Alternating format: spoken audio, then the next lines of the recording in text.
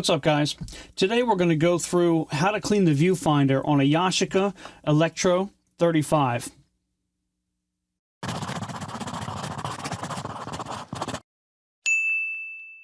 So first I want to preface this with, I have the GSN model. I've never taken apart any other model than this model right here, so yours may be different. I would assume most of them are fairly similar, but everything that I say is going to be related to this particular model. Your model may just be a hair different, but I can't imagine it will be too much different. So what we're going to need to do this is obviously a Electro with a cloudy viewfinder or dirty viewfinder, a 00 screwdriver, a pick to retrieve any kind of little parts or whatever, some Q-tips, and I would suggest the best Q-tip that you can get, a medical grade Q-tip, or even just a Q-tip brand. They're just going to be more tightly wound. It's less chance that you're going to get fuzzies on whatever you're working on. Some alcohol. The higher the percentage, the faster it's going to evaporate. So you want it to evaporate cleanly and quickly as possible. A flashlight. Rocket blower. Maybe some coffee. And then a spanner wrench. And then a little tray to put all of your parts in. If you can possibly have a magnetic screwdriver as well, that'll be helpful. Okay, so what we're going to do is go through piece by piece what you need to take apart first. There's 3 screws around the top body here. The first screw on the side, second screw on the back, last screw, get out the way, on the other side there. So you want to unscrew those 3. On the top, you're going to take your spanner wrench and unscrew this. These all come off counterclockwise. So unscrew the cap that holds your winder. Unscrew the cap that holds your ISO dial. Do yourself a favor and put everything in nice, neat order so you know which way it goes back. It definitely wouldn't hurt if you took pictures step by step as you take everything apart, because once everything's apart and you have pieces everywhere, it might be a little bit daunting on how everything goes back together. So, you know, just document, maybe note, or take some pictures or whatever. The top of your rewind crank has to come off, so open the back.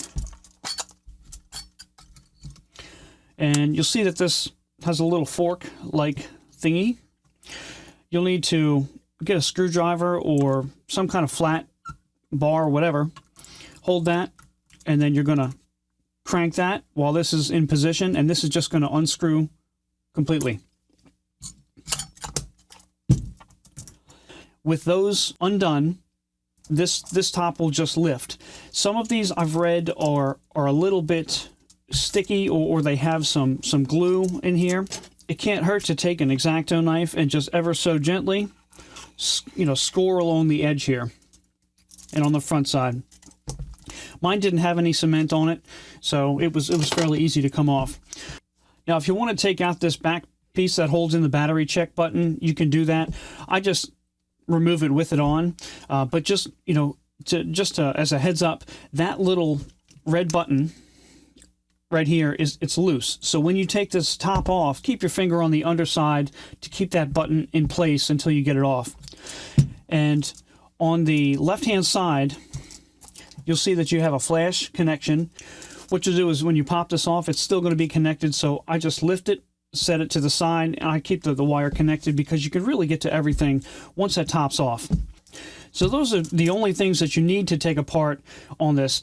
These side posts, they can stay. On the top side, your shutter button can stay. I'll go ahead and I'll take everything apart, and then I'll come back when we're ready to rock and roll.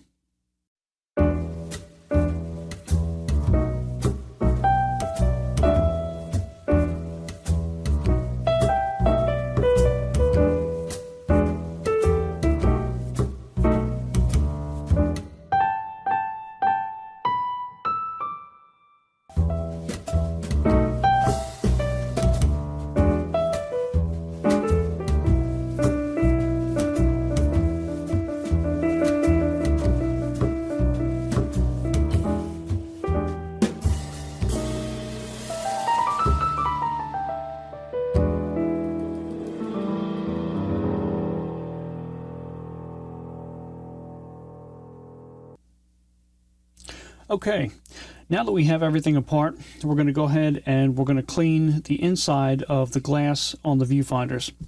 Now, I just want to give a caution that you do not want to touch the center diagonal glass right here. This is the beam splitter, and it has a special coating on it. And if you touch anything other than some air, you could wipe that coating off, and it could render your camera no longer a rangefinder. It'll get rid of its rangefinder capabilities. Now, I've already done this, so I'm just going to go through and mock what I've done and point out the areas. So what you want to do is dip it into some alcohol, and then on the inside, right here, okay, ever so slightly carefully, you're going to go in with your alcohol, and you're going to avoid touching the glass, and you're going to clean the inside, and you're just going to let it evaporate. If you get any kind of boogies in there that come off of the Q-tip, try to pick those off after the fact, but let everything evaporate first. And again, on the inside, or I'm sorry, on the front side, you're going to run your Q-tip in. You're just going to clean it out. And after you've completed that, the other areas that I will hit are on the inside of the top case. You'll see that right here, this area, that gets pretty dusty. So again, dip your Q-tip in some alcohol, run it on the inside, get it nice and clean, let it air dry. And the final spot is on the bottom side. This is kind of really a option. You don't need to do it unless yours is like all nasty and disgusting. But down here on the frame counter on the back side, if you get some dust or whatever, you can just go ahead and clean that while you have it open. Now what I do is, after everything's cleaned, I let this sit for at least an hour or two. I'll come back, I'll take my flashlight, and I'll look through here. I'll look through this side, and then once you're confident that everything's clean, good to go, then we can start reassembly. And everything is going to go back together just the way you took it apart. So that's pretty much it, guys. As you can see, it's not really hard. It's a pretty easy fix. Hopefully this was helpful. If you enjoyed the video, if you could do me a favor and give it a thumbs up. Until next time, we'll see you.